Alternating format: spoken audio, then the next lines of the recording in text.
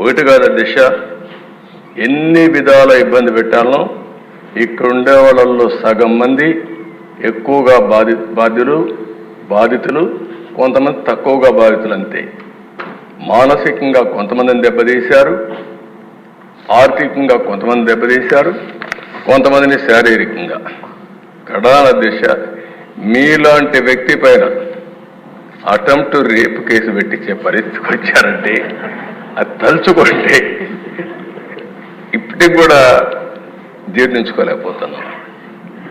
కానీ బాధ ఉంది, ఆవేశం ఉంది. ఇంకొకసారి చూస్తే మా మెంబర్స్ కూడా చాలా హిస్టరిక్గా కూడా ఉన్నారు.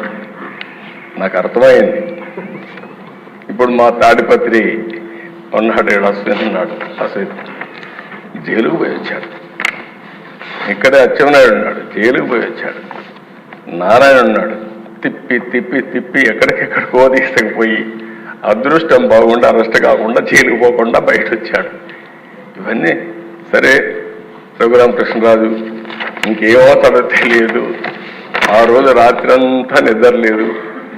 ఆయన కాపాడుకోవడానికి ఎన్ని విధాల ప్రయత్నం చేశామంటే దిశ, ఆ రాత్రి అంతా నెక్స్ట్ డే భగవంతుడు మంచి చూపు చూశాడు కాబట్టి బయట వచ్చాడు. కానీ ఈ దుర్మార్గులు ఇష్టానుసారంగా ప్రవర్తించే పరిస్థితికి వచ్చారు.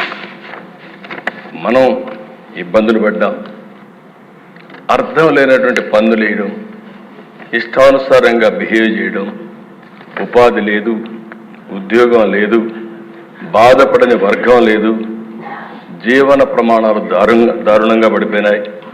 అంతటా అభద్రత, అశాంతి,